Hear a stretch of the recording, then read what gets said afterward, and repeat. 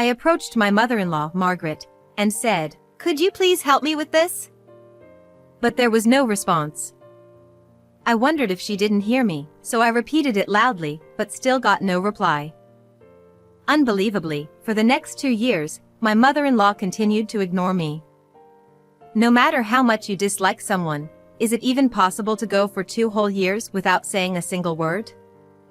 On one such day, as I glanced at the trash disposal area, I noticed various things from my room that had been thrown away. "Did you throw away my belongings?" I asked my mother-in-law. "Yes, that's right. You're no longer worth living here. Useless middle-aged nuisances like you are just wastes of space." Having been told that, I had reached my breaking point. If that's the case, then I might as well leave. In silence, I gathered my essentials. I'm Emily, living with my husband in the outskirts of New York.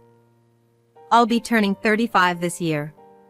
My husband, Andrew, is younger at 30. I met Andrew through a friend's introduction.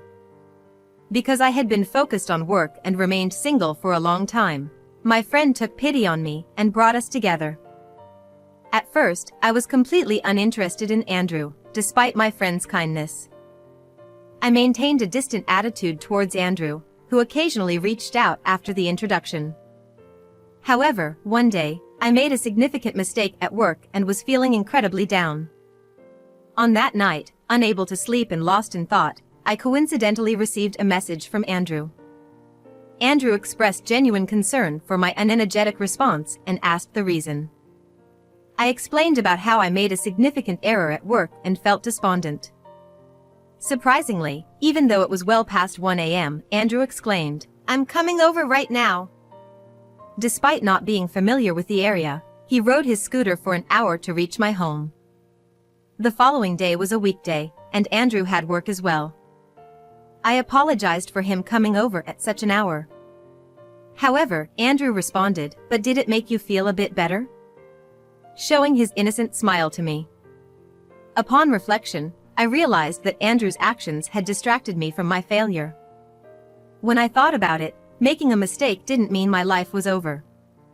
I managed to lift myself up, encouraging myself that way. Andrew was genuinely delighted in seeing me in higher spirits and said, "Well then, make sure to get some rest and be ready for tomorrow."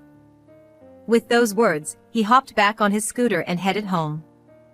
From this incident, Andrew had completely touched my heart. Since then, I started initiating contact with Andrew more often, and after 6 months, we officially started dating. Despite the fact that he was younger, Andrew was incredibly kind and had a masculine side to him. When I was 28 years old, Andrew proposed to me, and we decided to get married. At that time, I was living in a rented apartment, so Andrew moved in there with me, marking the beginning of our married life together. Andrew and I lived harmoniously, and there were no issues between us. We often went out together and were seen together. So, we often heard comments like, "You two are really close," from our neighbor. After 4 years of marriage, we decided to move into a single-family home. Life in the apartment had been fine, but as our belongings increased and the space became cramped, we felt it was time for a change. The next 2 years went by without any major issues. We had fully settled into our new environment and were enjoying a comfortable life, until one night, we received a phone call that Andrew's father had collapsed. Andrew and I hurried to the hospital, but unfortunately, we didn't make it in time, and his father passed away. While the loss of Andrew's father was undoubtedly sorrowful, there was one lingering issue: Andrew's mother. Until then, I had tried to avoid interacting with Andrew's family as much as possible. Whenever it was unavoidable, Andrew's father would step in and treat me kindly while his mother was cold towards me. In a sense, Andrew's father had always been considerate of me. With his passing, the question of how to navigate my relationship with my mother-in-law became a concern. When we rushed to the hospital, she clung to Andrew in tears, but completely ignored me. Even during the funeral, whenever I tried to help with something, she would snatch the task away and ask relatives, "I'm sorry, could you please help me with this?" I spent the entire time feeling awkward and idle. Sometime soon, Andrew began to express, "We need to keep an eye on Mom's well-being from now on. I'm worried about her living alone." I felt quite anxious about this. I had been hoping that Andrew wouldn't bring up that topic. But inevitably, that moment arrived. One day, my mother-in-law tripped at home and hurt her back, requiring a hospital visit. While the injury wasn't severe, this incident had made Andrew's decision. "I'm worried about Mom being alone. Maybe we should consider living together," he suggested to me on that day. I had hoped that it wouldn't come to this. The idea of living in the same house with my mother-in-law is something I don't want to imagine. However, I don't have any other reasons to decline living together. Despite my hopelessness, my mother-in-law was gleeful. "I'm just so happy that I get to live with you, Andrew," she said, all hyped up. The underlying reason for my mother-in-law's dislike towards me is because of Andrew. Andrew was an only child, and his mother showered him with excessive affection while raising him. As a result, she always treated women who got close to Andrew with a harsh attitude, and this is why Andrew struggled to get married for a long time. When I first went to meet my in-laws, my father-in-law warmly welcomed me, but my mother-in-law immediately said, "Well then, aren't you going to make some tea for us?" She knew what she was doing. As a first-time visitor to their home, it was impossible for me to prepare anything. I had no idea where the teapot, tea, or teacups were even located. Where is the tea located?" I timidly asked. "You can't even make a simple cup of tea?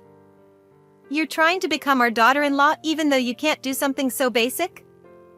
My mother-in-law scolded me. At that time, I fortunately had someone who defended me. "Mom, don't say rude things. Emily is visiting our home for the first time, so of course she wouldn't know where things are." My father-in-law stood up against her. My mother-in-law clearly wore a displeased expression, and she retreated to her room, not returning until I left. Furthermore, Andrew and I mentioned that we didn't plan to have a wedding ceremony when registering our marriage. "A bride of your age who's too embarrassed to have a wedding? I'm disappointed. Poor Andrew ended up with quite the unfortunate woman," she exclaimed. Of course, my father-in-law would always step in to help during those moments, and that's how we've managed to navigate through such situations until now. Therefore, the idea of eventually living with my mother-in-law was my biggest source of anxiety. When the topic of living together finally came up, I was filled with an overwhelming sense of darkness. While Andrew tries to protect me from his mother's behavior, he has difficulty asserting himself against her due to their long-standing relationship. I can't imagine being helped by Andrew in such situations. And so, a life of us together filled with uncertainty began. On the day of the move, my mother-in-law arrived at our new home in a taxi, having a broad smile on her face. Clinging to Andrew and not leaving his side, she didn't lift a finger to help with the moving boxes, leaving me to carry everything into the house. My mother-in-law started to wander around the house. "I like this room. Isn't this the brightest room? Let's make this room mine," she suddenly exclaimed. The room she pointed to was my room, and obviously, my belongings were in there. "Margaret, unfortunately that's my room," I said. In that moment, she glared at me with an intense expression. "What? Why are you using such a nice room?" she shouted in a loud voice. "It's only natural to give the best room in the house to the mother-in-law, isn't it? People should live according to their status. You, on the other hand, would be better off in a storage room in the back." My mother-in-law continued to rant and rave. Andrew then stepped in, saying, "Come on, Mom. I'll give you my room. My room gets plenty of sunlight too." Hearing this, my mother-in-law quickly transformed her expression into a smile. "Oh, Andrew, you're such a sweetheart. You're the breadwinner of this house, so you don't need to do that. In situations like this, it's a manner for the daughter-in-law to show respect by offering her own room to the mother-in-law." But Emily, you really do have poor upbringing. I can hardly sense any respect for your mother-in-law. No wonder you couldn't get married until you were older. With that, my mother-in-law continued her tirade, and with a sidelong glance at me, she walked with Andrew into the living room. In the end, the problem of my mother-in-law's room seemed to settle as Andrew agreed to give up his room, and her mood appeared to improve. However, from the very first day, I already felt a sense of despair. The thought of this kind of life continuing indefinitely cast a dark cloud over me. What would be waiting for me? I wondered. With these anxieties in my heart, our life began. Both Andrew and I were working, so until now, I had been doing the household chores after coming back from work. This time, with the cohabitation, I hoped that my mother-in-law would at least help with some of the housework. However, she didn't do any household chores at all. Despite having plenty of free time evident from her lifestyle, she didn't do any cleaning, laundry, or meal preparation. But there was something even worse than that. When I tried to talk to my mother-in-law and said, "Could you help me with this?" there was no response. I thought she might not have heard me, so I raised my voice and said, Margaret?" Still, there was no response. It was clear she was ignoring me, and she continued with her blatantly cold attitude. I was just exasperated by it all. It's unbelievable, but for over 2 years after that, my mother-in-law continued to ignore me, never exchanging a single word with me. Could it really be possible for someone to completely shut out another person for 2 whole years, no matter how much they disliked them? Moreover, I discovered that the meals I had prepared were sometimes thrown in the garbage, or she would leave the house to eat outside instead. Her selfish actions and the constant ignoring, which might seem subtle, were quietly wearing down my emotional state. I wondered if I had to continue living like this in the future. During that time, my only source of hope was Andrew's presence. However, Andrew slowly became busier with work, often coming home late and going on frequent business trips. I didn't want to constantly rely on Andrew, but when there's no one at home to share my concerns with, it becomes a life of enduring my mother-in-law's hostility. I wondered how long this kind of life would continue. Those were the thoughts that filled my head daily. One day, when I returned home from work, Andrew hadn't come back yet. As I was preparing dinner, including a portion for Andrew, my mother-in-law entered the kitchen and spoke to me for the first time in 2 years. "Oh, you don't need to bother with Andrew's portion. No one wants to eat this trash-like meal anyway," she said. I was surprised by my mother-in-law speaking directly to me, but her words were still dripping with sarcasm. "Since it's something made for Andrew, I'll be the one asking him whether he wants it or not," I replied. Upon hearing that, my mother-in-law briefly showed irritation on her face before quickly transitioning into a sly smile. "Emily, do you actually believe that you're needed within this household? Have you even noticed what your husband is up to?" I didn't understand the meaning behind her words, so I remained silent. She continued, "Andrew is currently obsessed with a more wonderful woman than you know? That's why he probably wouldn't want to eat your cooking anymore. He wouldn't even want to associate with you." "What?" Just at that moment, Andrew arrived home. He came in humming a tune, in a cheerful mood, and was surprised to see me and my mother-in-law engaged in a conversation. "What are you two up to in the kitchen?" he asked. I tried to ask Andrew about the meaning behind my mother-in-law's words, but the words didn't come out. At that moment, my mother-in-law chimed in, saying, "I was just sharing the charming story of Andrew's new adorable lover. After all, isn't it tiresome to have an aging wife waiting for you at home?" Andrew, without showing any remorse, responded, "Oh, so Mom spilled the beans, huh? It's not like I dislike you or anything, but nothing can compete with younger girls. Still, it's all just a casual fling, so it's no big deal, right? Why not just marry that girl then? I'd love to have a younger and more charming daughter-in-law around the house. The 3 of us can start a new life together." "I'd love to have grandchildren too," my mother-in-law added. "Grandchildren, huh? I wouldn't mind giving you some grandchildren.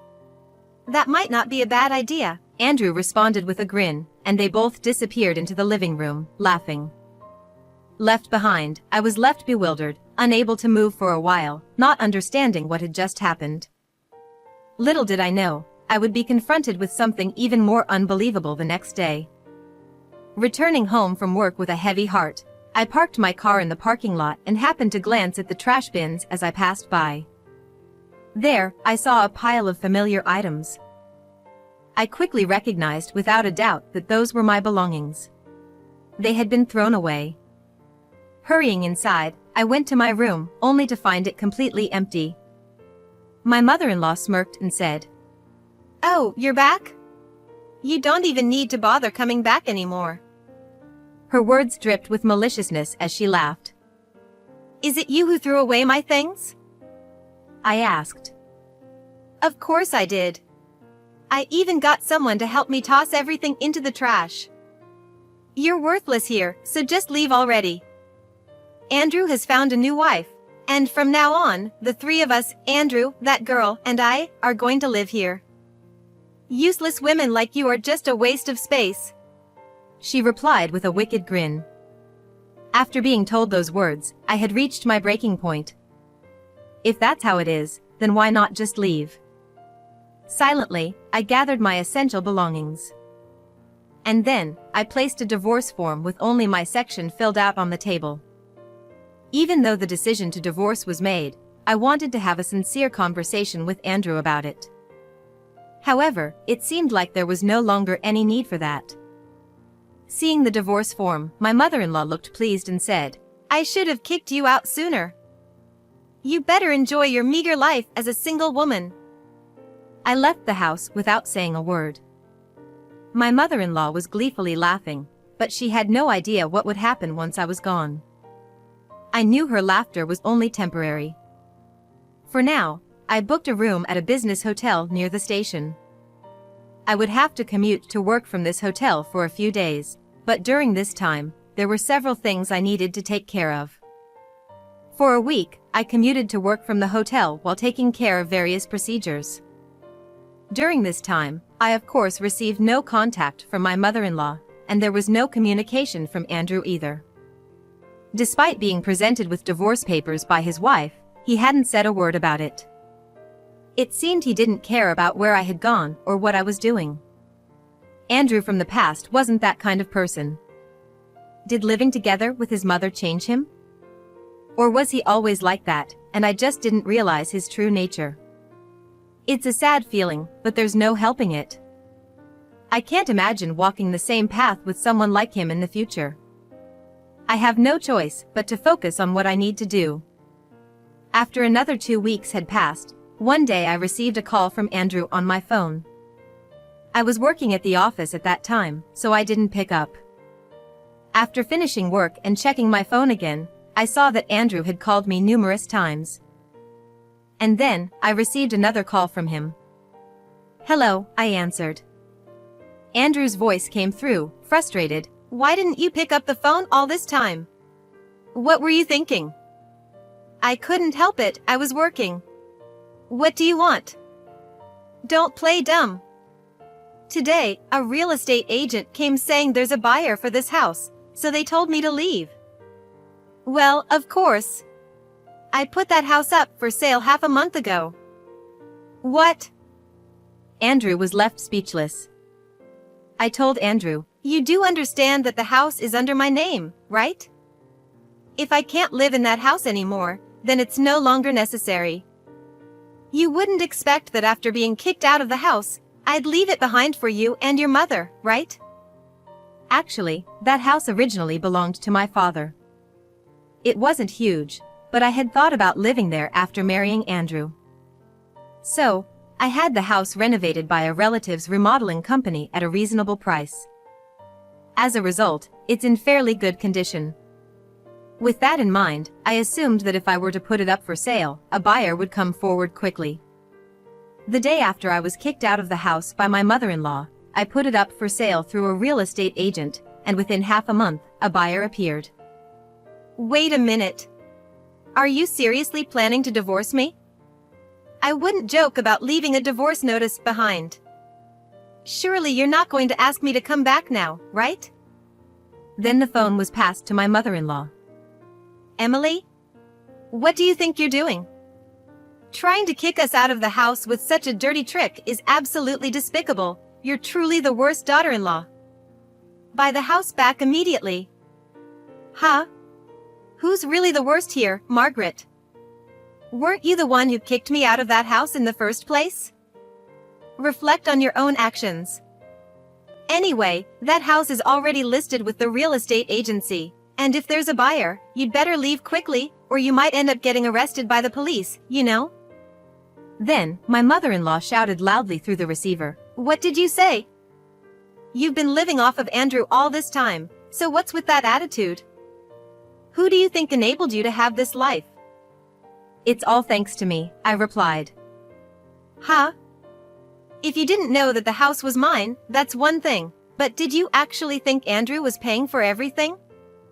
Andrew's salary is only $960 after taxes every month. That's quite low even among average office workers' salaries.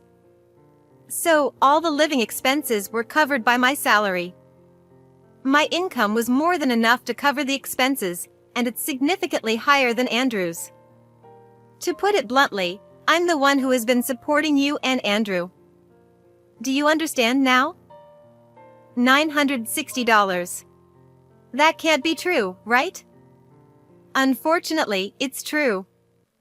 So from now on, you and Andrew should try to manage to get by on your own. Oh, and you mentioned that Andrew's affair partner could become his wife, right? Well, that could be an option for you.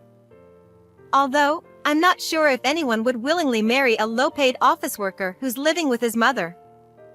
It's not like that, Emily. Please don't misunderstand. I was just joking around a bit. And Andrew feels the same way, you know. His feelings for you haven't changed. I was utterly exasperated by my mother-in-law's desperate excuses. To think I had endured living with this mother and son for 2 whole years, how much time had I wasted? Regret was all that remained. Anyway, I've already started a new life in a new place. I have no intention of getting involved with you two any longer. So, hurry up and file for divorce at the city hall, leave that house, or whatever you want to do. I won't have anything to do with it anymore. With that, Andrew quickly took over the phone and replied, Hello? Emily, please, maybe we can start over again. Can you reconsider? In a desperate tone. But in response to those words from Andrew, I felt a strong sense of disgust. I thought about how the Andrew from the past was a completely different person from how he is now. With that in mind, I said, I never want to see your face again. Take care with your mother. Goodbye. I heard some words being spoken from the other end of the line, but I hung up without saying anything further. After that, Andrew and his mother did not move out of the house easily. They were eventually served an eviction notice by the real estate agency and were forcibly removed from the house. Finding themselves in a difficult situation, they managed to rent a cramped apartment. For the long passage of time without any progress on Andrew's end regarding the divorce papers, I enlisted the help of a lawyer to locate Andrew's address. With their assistance, I managed to get the divorce papers submitted to the city hall and finally obtained a divorce. Naturally, Andrew's affair partner, upon learning of the situation, disappeared without a trace, cutting off all contact. It seems she managed to escape completely. This is something I learned later, but astonishingly, Andrew had voluntarily left his job after we started to live together. With my income available, he didn't face financial difficulties. Apparently, he used his personal allowance and money taken from my wallet to cover the expenses of his affair with the other woman. However, now that he no longer can rely on my salary and has to support himself and his mother, things have changed. Andrew has been searching for a new job, but he hasn't been able to find a good opportunity. At present, he's working as a temporary security guard and doing odd jobs. Andrew told his mother to earn your own living expenses. She did look for a part-time job, But she couldn't let go of her previous carefree lifestyle, and the jobs never lasted. As a result, Andrew and his mother found themselves engaging in daily shouting matches and living in poverty. Since then, I've been living a comfortable and free life every day. Work is going well, and above all, having time alone at home brings me genuine joy. When I think back to those 2 years of living with my mother-in-law, I realize how happy I am now. I don't know if I'll ever get married again, but I'm okay with remaining single for the rest of my life. However, if a person comes into my life with whom I can share my life again, I would approach things more cautiously. If there's something I can't accept, I would be determined to have an open conversation about it. For now, I want to enjoy this life at my own pace and savor each moment while living it to the fullest.